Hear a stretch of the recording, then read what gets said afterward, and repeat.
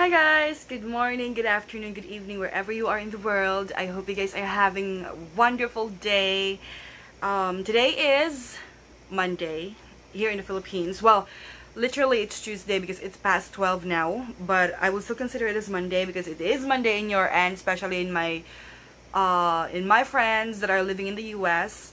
So today's video is a sit down video. Obviously, I'm sitting down. It's been a long time since I made a sit-down video and giving out some information or share some of my experiences. But this time, I hope this video helps because I will be talking about the requirements and what you are going to do to apply or to get married in the Philippines. So this is like a marriage between a Filipino and an American partner, okay? I am not sure. They said that there's different requirements if you are from UK, from Australia, from Canada, or to wherever part in the world. But this one, the requirements that I'm giving to you right now is the requirements that we get since Ren is an American citizen. So let's start with the requirements of the foreigner, okay? So the foreigner needs to submit an original copy of their birth certificate and 3 photocopies of their birth certificate. And they also have to get a Cenomar or the certificate of no marriage. You can acquire this at the Philippine Statistics Authorities or PSA offices in Cebu or wherever you are in the Philippines. Just to prove, the purpose of the Cenomar is to prove that you were not married before here in the Philippines to any of the Filipina. And original copy of the Cenomar plus another 3 photocopies of the Cenomar. And next is the certificate of residency. So in our case, since Ren and I living together for 6 years, almost 6 years, and then we lived in this specific barangay for over 3 years now, we have to get a certificate of residency in our barangay office. So just to prove that Ren really lives here for that span of time, and you have to submit the original copy of the certificate of residency and together with a 3 photocopies of it. And I believe there are different amount that you have to pay, depends on which barangay you are located. So in our case, we did pay, I believe, 100 pesos or 40 pesos. I forgot. So that's it, certificate of residency. And the next is cedula. We can get, or you can get the cedula together with your certificate of residency in your barangay offices, okay? So original copy you have to submit together with 3 photocopies. And then you also have to show, when you submit the requirements, you have to show, the foreigner needs to show his passport. You have to bring your passport, and then you also have to photocopy 3 pages, 3 copies of the biographic page of your passport, where it shows the name, your birth date, the passport number, and all that. You have to photocopy that 3 pieces. And you also have to photocopy all the stamps of your passport, like your visa. And then next is the capacity to marry. Here in Cebu City, we do have a U.S. Embassy, or what they call the Consulate U.S. Embassy. You have to get the certificate or legal capacity to marry certificate.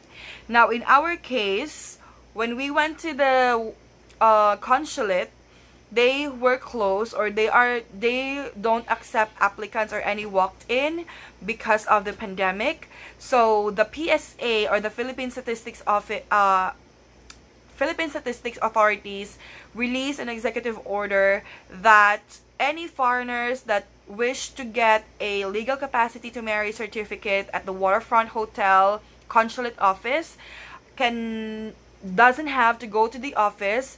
They just need to go to the website of the U.S. Embassy, download the copy of the legal capacity to marry PDF, and then you have to fill that out in front of a lawyer. So it doesn't necessarily a US lawyer, I mean the consulate lawyer that has to notarize that, but you can get any lawyer, domestic lawyer, okay? So you have to get that capacity to marry, download that, fill it out together, and the lawyer should be in front of you when you fill it out, and then have it notarized. And the notarization, it depends to the lawyer's fee. There could be like, I've heard there's 250, there is 350, there's even 500. It really depends. So that original copy with the notarized stamp, you have to also photocopy that 3 pieces, okay? And then, if applicable, if the foreigner was married before and already divorced to his previous wife, the foreigner needs to bring the divorce decree or the divorce paper, okay? Because that is needed when you submit the requirements to apply for marriage. And also, before you submit all those requirements, make sure that you and your wife, your soon-to-be wife or your bride already attended a pre-marriage counseling. With Red and I's case, we gather all the requirements, and then we thought that the marriage counseling will be given, or the schedule for the counseling will be given after we submit all the requirements. But that's not correct.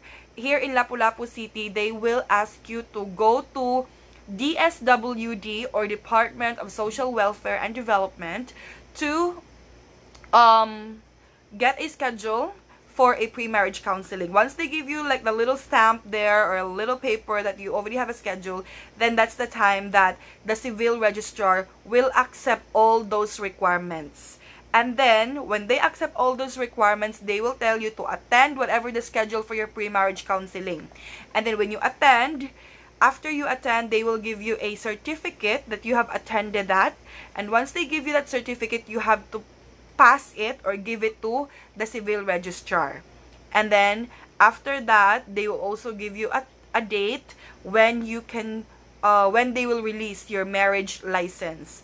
Now the marriage license is used or will be used to apply or to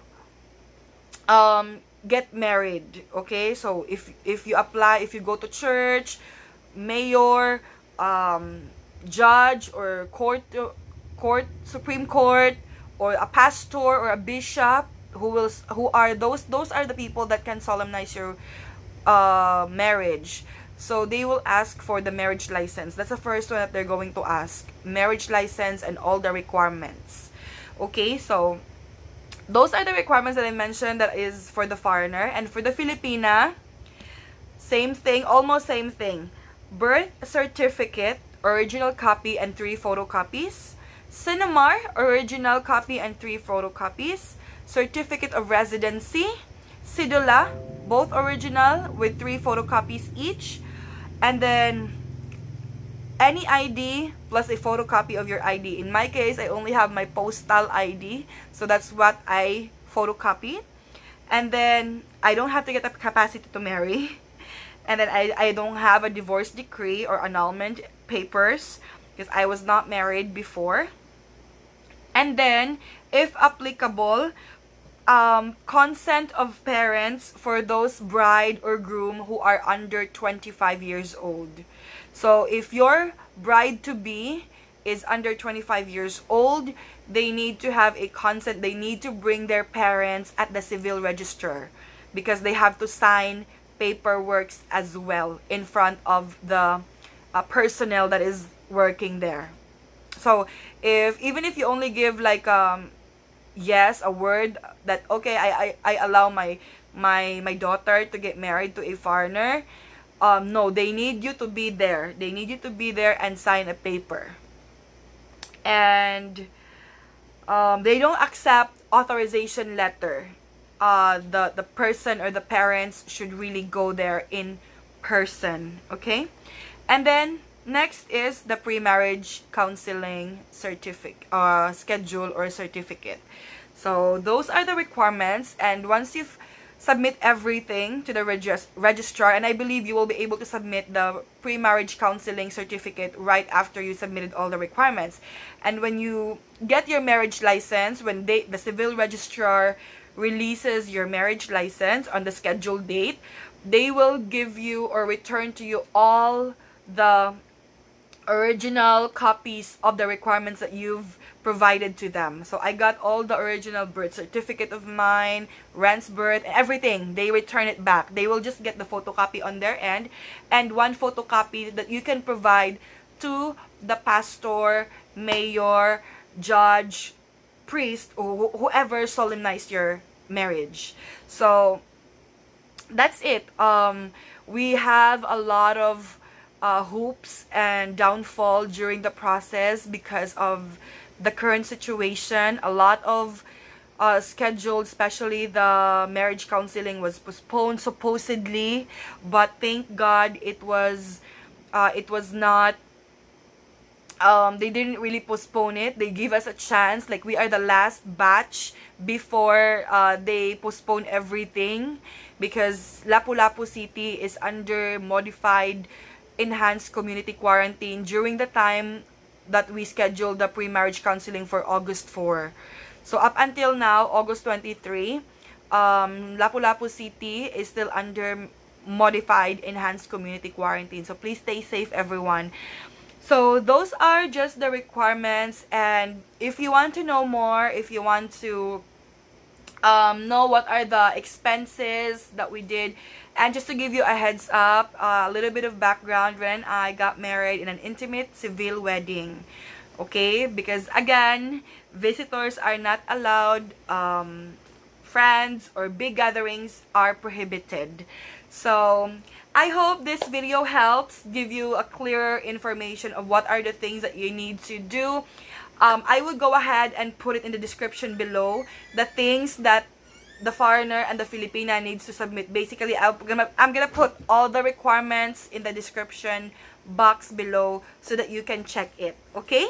So thank you so much, guys, for watching. I hope you like this video. Leave a comment down below, subscribe to my channel, and to Santay7's channel. Always don't forget, stay full, be nice, and stay safe. I hope to see you in my next one. Bye!